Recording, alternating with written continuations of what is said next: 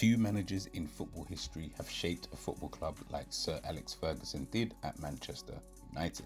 From fiery beginnings to an era of complete and utter domination, this is the story of how one man built a dynasty that redefined English football.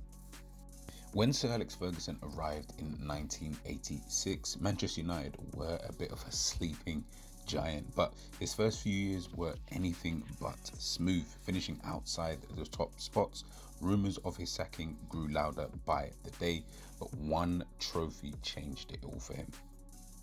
The 1990 FA Cup win gave Sir Alex Ferguson breathing space. It's actually crazy when you think about it that, you know, the manager who dominated the Premier League for the longest, the guy who, as the title of the video says, built this dynasty at a club like Manchester United, that there was actually a period where, he could have potentially have been sacked were it not for him winning, the FA Cup in 1990. Honestly, that it could have been also different for Manchester United. That was then followed obviously by the UEFA Cup Winners' Cup and then the League Cup, which then started to signal this shift, for Manchester United and for Sir Alex Ferguson. But it was the formation of the Premier League in the 92-93 that truly launched his empire and really started this dynasty. Sometimes it does pay to wait, in the inaugural season of the Premier League in the 92-93 season, Manchester United went on to win the Premier League. And again, it's so crazy. I mean, this was only the 8th English title, at this point in time. And, you think to yourself, wow, Manchester United would then, go on to win a further 12 Premier League titles, and it's absolutely mind-boggling to even think that they were in a position whereby their greatest manager, of course, hindsight is a wonderful thing, but their greatest manager was on the verge of being sacked. And sometimes I do sit here and think to myself that, you know what, maybe, with other managers that we see in today's day and age, I'm not saying that they will have a Sir Alex Ferguson type career. I don't think we in football right now, that's where we are placed, to have these kind of long, dynasties. But ultimately, sometimes it does pay to wait. Of course, things need to align. And I feel like for Sir Alex Ferguson, things did align pretty well. Now, Fergie didn't just buy, talent, which, he was pretty good at doing. So, he also built it. And this is where, the class of 92, come in. So we got the players like Scholes, your Giggs, your Beckham, the Neville brothers, Nicky Butt, and as the famous line goes, I think they've got problems. I wouldn't say they've got major problems. Obviously, 3 players have departed. The trick is always buy when you're strong. So he needs to buy players. You can't win anything with kids.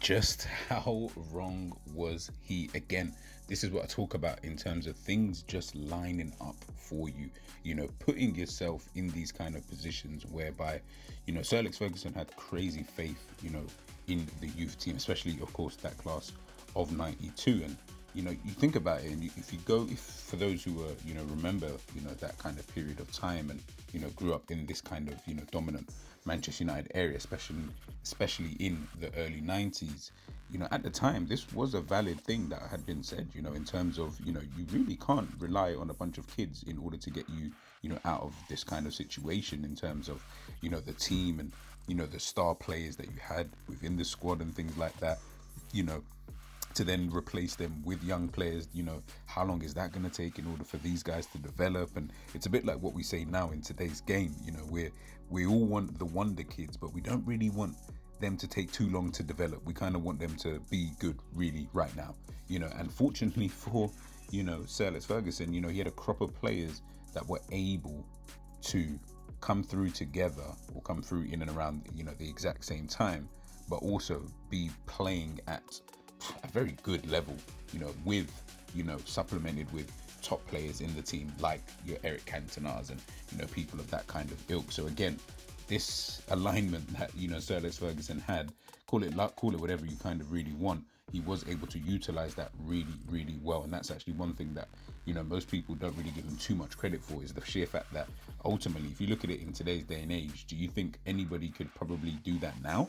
Where they could just get a group of youngsters and then turn these guys into the biggest thing going? I think it'd be pretty difficult.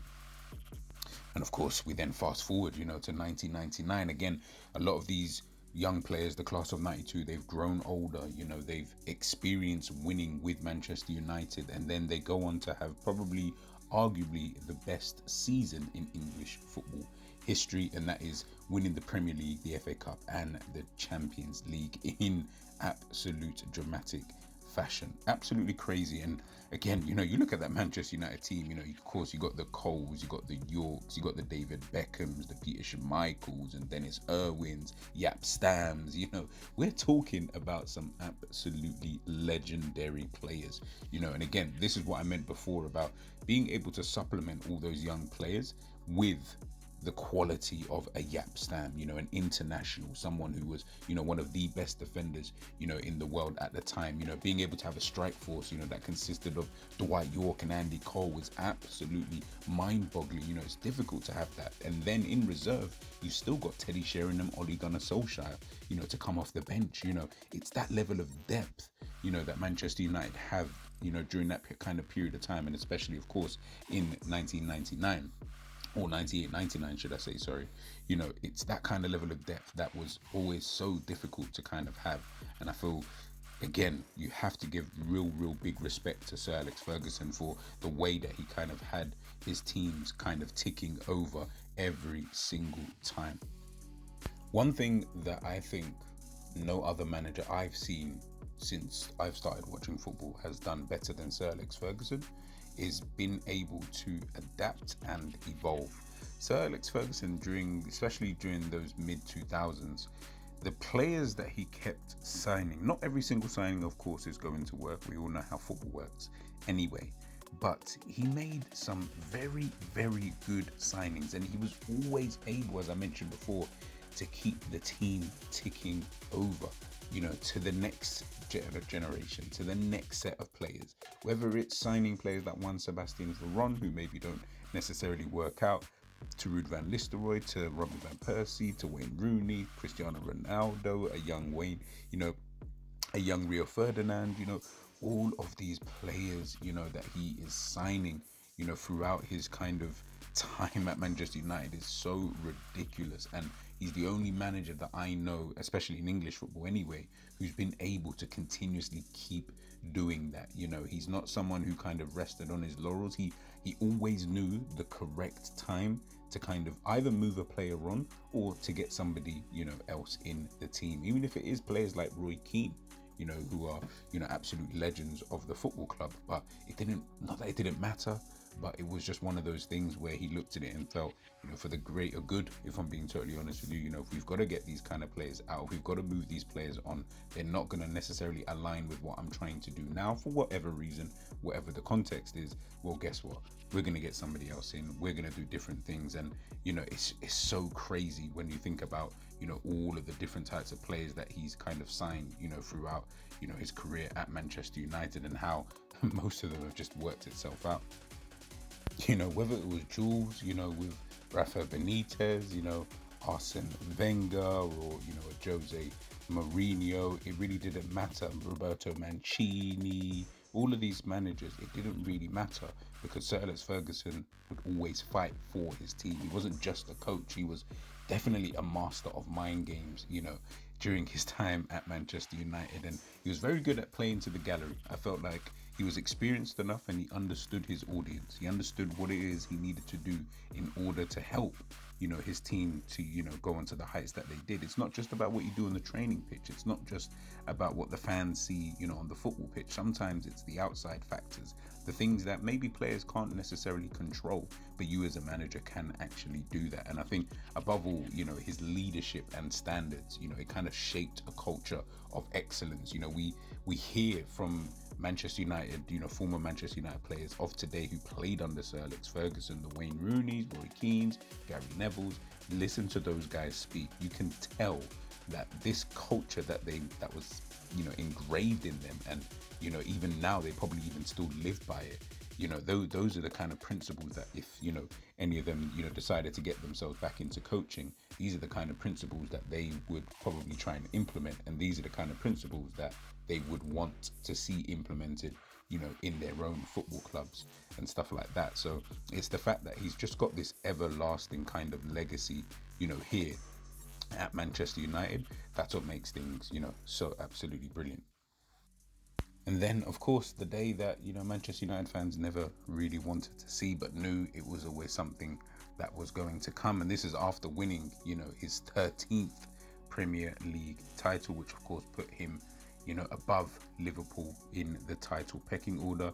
He left behind, a club at the top, a legacy that will never ever be matched at Manchester United for a very, very, very, very, very, very, very, very long time, and a standard that no one has yet reached again. And I think when we're looking at, his time at Manchester United, I think sometimes, especially maybe because of, the sheer fact that Manchester United are not doing so well since he left, I think you start to then appreciate that, a lot more. A manager who won 13 Premier League titles, 2 Champions Leagues, and 38 trophies in total.